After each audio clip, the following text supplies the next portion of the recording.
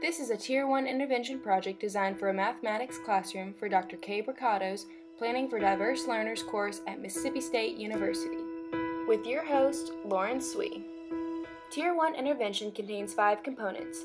These 5 components include creating a physical setting that supports academic and social goals, establishing and maintaining expectations for behavior, also known as rules and procedures, enhancing students' motivation, creating an effective curriculum design, and working with families and community members.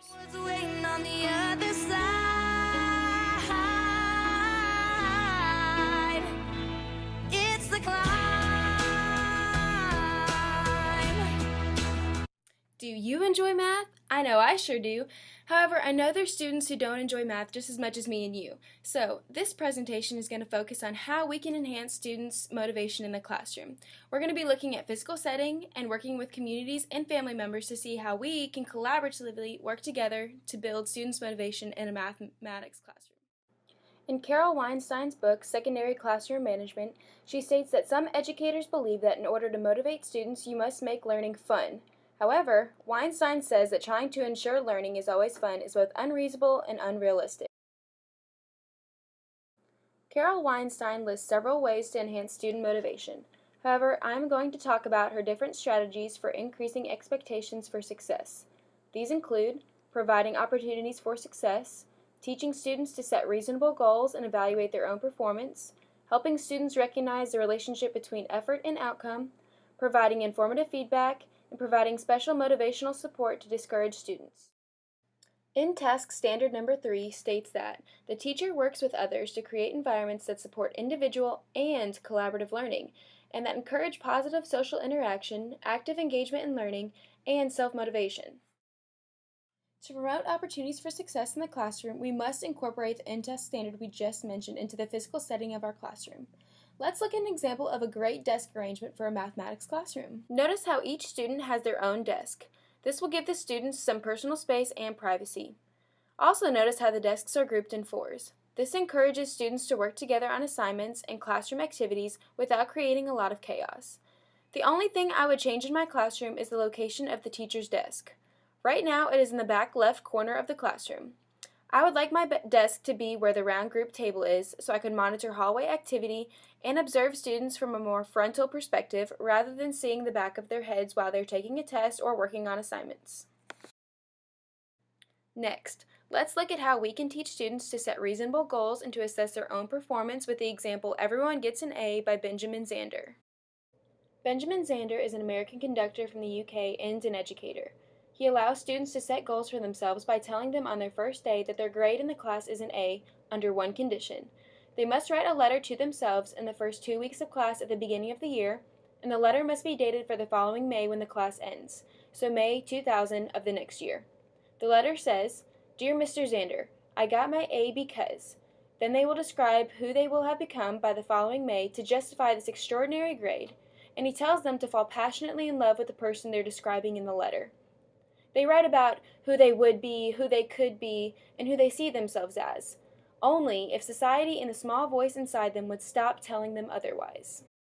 I absolutely love this idea and cannot wait to implement it in my classroom.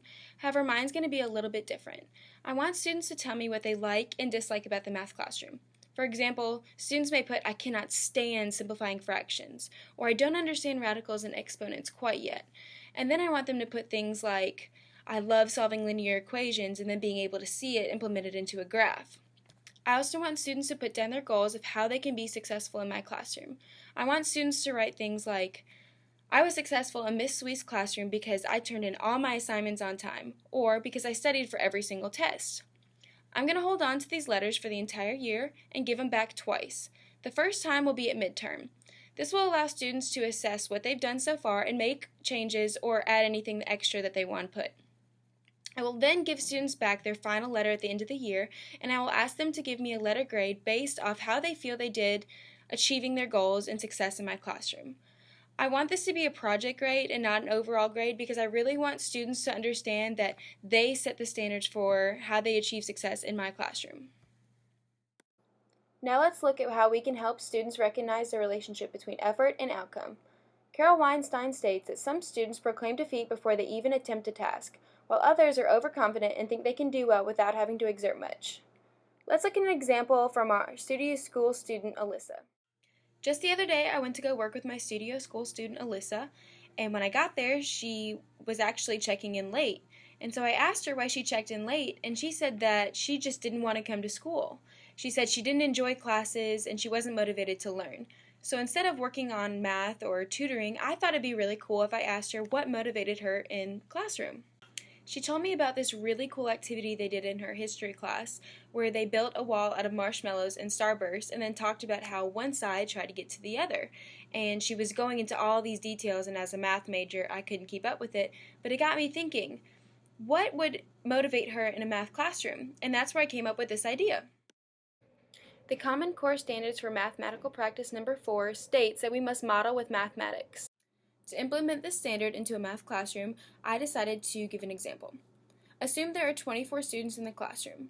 I would make 6 groups of 4 students and give each group one piece of butcher paper and one colored marker.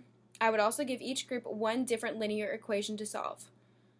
They would stick their pieces of butcher paper all around the room, and as a group, they would spend 2 to 3 minutes solving the problem. Then I would say time. Next, each group would switch and rotate and go to the next group's project. For example, Group 1 would move on to Group 2 and try to evaluate their problem. They would use their different colored marker to write down any corrections or to highlight any areas they think they did correctly. They would continue to do this for all other 5 groups. When we finished the assignment, all groups would come to the front with their original butcher paper and explain the process of what they did. I shared this idea with Alyssa, and she loved it. She loved the idea of being able to stand up and walk around the classroom. She said that it was a great way for her to learn because she was hands-on and she was able to work with other students to collaborate and answer. This activity is also perfect for helping students recognize the relationship between effort and outcome. For the students who may be shy and quiet and more reserved and not want to do the task at hand, this activity is fun and engaging, and it's with your peers.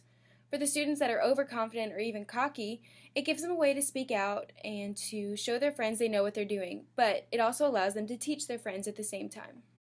Another way to enhance students' motivation is to provide informative feedback. Carol Weinstein gives us a few ways to do this in the classroom. First, circulate the classroom while students are working on assignments.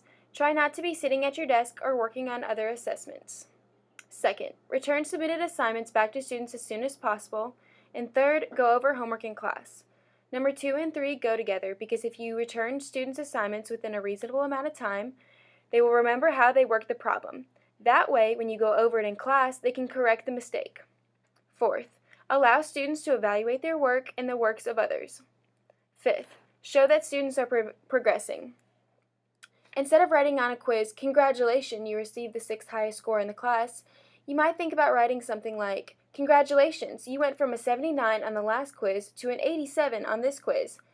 This shows students that they are progressing and gives them motivation to do well on the next quiz. In Gloria Ladson-Billings' book, The Dream Keepers, she talks about the difference between conductors and coaches. Conductors believe that students are capable of excellence and they assume responsibility for ensuring that their students achieve that excellence. Coaches understand the goal is team success. They know that they do not need to gain personal recognition in order to achieve that success. Players understand they work together with the coach to achieve the goal.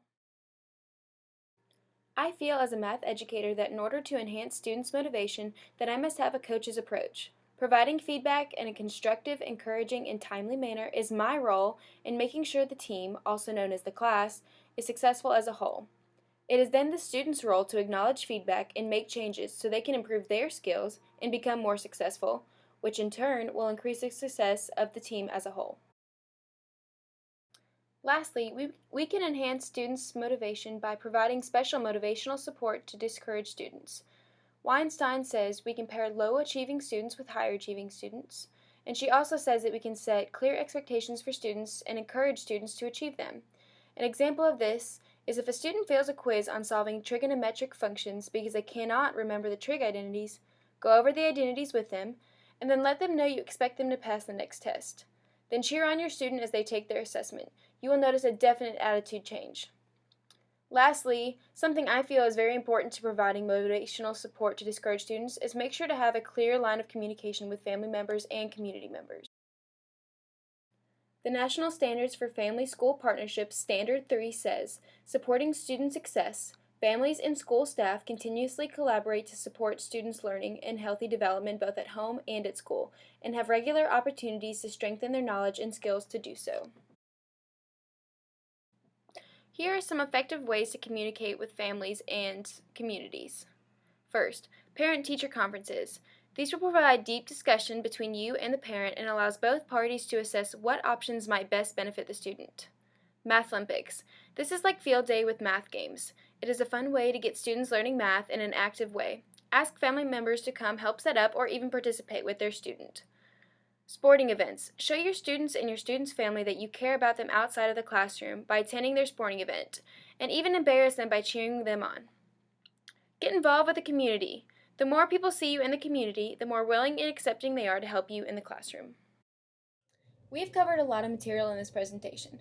However, the main points to take from this presentation are that we as educators can increase student motivation by providing opportunities for success, teaching students to set reasonable goals and evaluate their own performance, helping students recognize the relationship between effort and outcome, providing informative feedback, and providing special motivational support to discourage students. Thank you for taking the time to watch this presentation, and I hope it has provided you with tools that you can use in the future. As an educator, I believe that we are called to make a difference in the lives of others, and as the lyric says,